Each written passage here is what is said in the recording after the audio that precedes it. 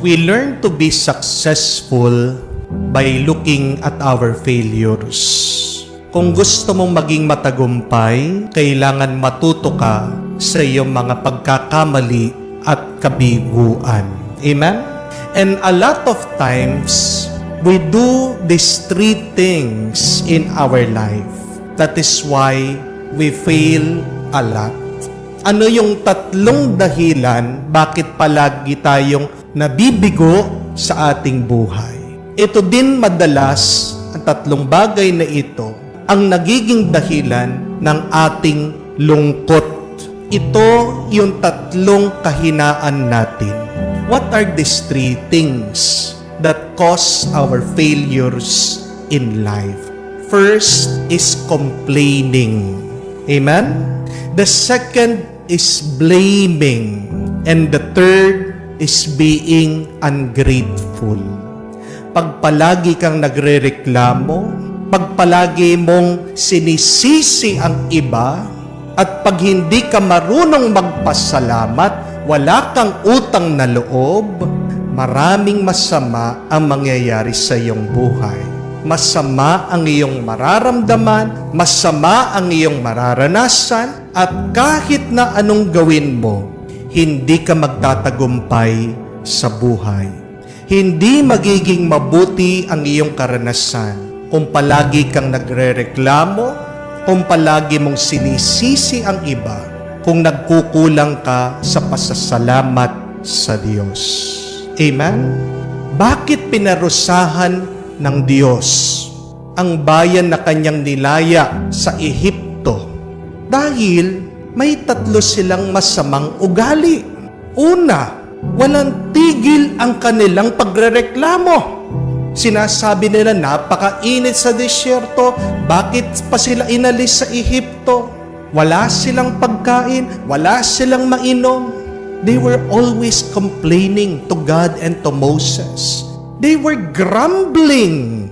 Walang oras, walang panahon, walang araw na hindi sila nagreklamo sa Diyos at kay Moises. Yun yung unang kasalanan nila. Pangalawa, they were always blaming somebody. Sinisisi nila si Moises, sinisisi nila ang Diyos doon sa nararamdaman nilang paghihirap. But thirdly, wala silang utang na loob. Hindi man nila nakita yung malaking grasya ng kalayaan na binigay sa kanila ng Diyos. Kung ano-ano yung nakikita nilang masama dun sa kanilang karanasan. Imbes na makita nila yung malaking biyaya na pinagkaloob ng Diyos sa kanila. Hindi nila nakita. Hindi man sila nagpasalamat na sila ay niligtas ng Diyos kay Pharaoh. Nakalimutan nila yung milagro ng Red Sea, the parting of the Red Sea. Nakalimutan nila yung mga milagro na kung saan wala silang makain, nagpapadala ng pagkain ng Diyos, nagpapaulan ng mana. It is because of these three things that God punished them. Nagpadala ng mga ahas ang Diyos. Pinatuklaw sila. Marami ang namatay. Why? Because they kept on complaining, blaming, and they were ungrateful. Mag-ingat kayo. Baka rin po matuklaw kayo ng ahas. Baka din makaranas ka na masama sa buhay mo. Tanungin mo ang sarili mo. Palagi ka bang nagrereklamo sa Diyos? Palagi mo bang sinisisi ang Diyos? Sinisisi ang ibang tao sa masama na nararanasan mo? Sa mga problema na pinagdaraanan mo? Kumustang pasasalamat mo sa Diyos? Do you recognize the grace in your life? When was the last time that you thanked the Lord? Kaya nga po, instead of complaining, please praise the Lord. Instead of blaming, take responsibility. Instead of being ungrateful, always appreciate the things in your life. Be content. Be thankful. At pag nag-iba yung iyong ugali, pananaw, lalapit ang biyaya sa iyo. You attract blessings in your life depending on your attitude. Sabi nga po nila, a bad attitude is like a flat tire. Para daw po sumingaw na gulong, sirang gulong, ang masamang ugali. Kasi kahit na paano mo paandarin, hindi ito makakalayo. A bad attitude will take you nowhere. And many times, if you have a flat tire, a bad attitude, it may cause you your accident. It may hurt you. So that blessings should come in our life, change your attitude. Paano naman? Do not remove your focus on the Lord. Huwag mong aalisin ang tingin mo sa Diyos. Narinig natin nung pinatingin ng Diyos itong ahas na tanso na pinagawa niya kay Moises. Gumaling ang mga tao. This represents Jesus. Jesus has sacrificed on the Calvary. Na sinasabi din na sino man ang makatingin sa Kanya ay maliligtas. Pag palagi kang nakatingin sa Panginoon, mapapasa iyo ang Diyos.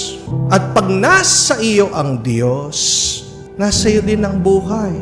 At buhay na ganap. Let us ask ourselves, where am I focused now in my life? Saan ba ako nakatingin? When you complain, you look at your problems. When you blame, you look at other people. When you are ungrateful, you look at things that are lacking in your life. Tandaan po natin yun. Nagdidepende ang ganda, ang sama ng iyong karanasan kung saan ka ba nakatingin. Sinabi ko na dati ito, kung saan ka nakatingin hanggang dun lang ang iyong mararating. Kung ang tingin mo sa langit, makakarating ka sa langit. Kung palaging nakatingin ka sa Diyos ang iyong mararating, ang Diyos ang iyong makakasama sa iyong buhay. Amen? Mahalaga din tingnan natin at tanungin, how do I start my day? Mahalaga din tingnan at tanungin, how do I end my day? Because your experience in life will depend on how you start it and how you end it. Nagiging maganda ang karanasan mo sa iyong buhay, depende sa kung paano mo ito inuumpisahan, kung paano mo ito tinatapos. Pagkagising mo ba, anong unang lumalabas sa iyong bibig? Anong unang iyong naiisip? Pansinin niyo po, pagkamulat pa lang ng iyong mata, nagrereklamo ka na. Buwisit na buhay ito. Sunod-sunod, buong araw, buwisit ka na. Di po ba? Mabigat na mabigat yung iyong nararamdaman. Pero bakit hindi mo subukan na palitan? Na kahit na masakit ang iyong katawan, kahit na marami kang utang at problema, kahit na nag-aaway kayo ng asawa mo, meron kayong tampuhan, pagkagising mo, sabihin mo, praise the Lord. Thank you, Lord. Sabihin mo sa asawa mo, I love you. Kaysa dun sa, anong ginagawa mo para mabayaran natin mga utang natin? Di po ba? Pagkagising pa lang, agad kukunin na yung cellphone, titignan, sino na naman ito? Nakita ko, babae mo, no? What will you expect will happen throughout the day? Will you live happily ever after? Inumpisan mo ng masama, matatapos ng masama. Amen? At kahit na sa pagtatapos ng araw, mahalaga din kung ano yung nasa isip natin, kung ano lumalabas sa ating bibig. Dahil merong carry over. Kung ano yung huling nasa isip mo, mapapaniginipan mo pa yan. At pagkagising mo sa susunod na araw, yan na naman ang nasa isip mo, yan na naman ang nasa bibig mo, yan na naman ang iyong gagawin. Di po ba? Matulog ka na nag-aalala, baka mabangungot ka pa. Matulog ka na may inis at galit ka, baka pagkagising mo, maatake ka, magkaroon ka ng heart attack. Amen? Pero subukan mo, tapusin mong araw mo inaalay mo sa Diyos, pinapaubaya mo sa Diyos, tapusin mo ang araw mo sa isang panalangin. Citing the scripture, how beautiful to end your day, saying just like the Lord, into your hands, O Father, I commend my spirit. Ano kaya ang mararanasan mo sa susunod na araw?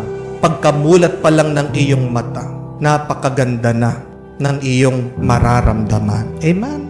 Let us look at our lives. Tignan natin ang ating buhay. Ako ba'y nagrereklamo? Sino bang sinisisi ko? Nagkukulang ba ako sa pasasalamat sa Diyos? Matuto tayo diyan sa masamang ugali natin. Iwasan natin ang mga yan. Hindi makakatulong yan.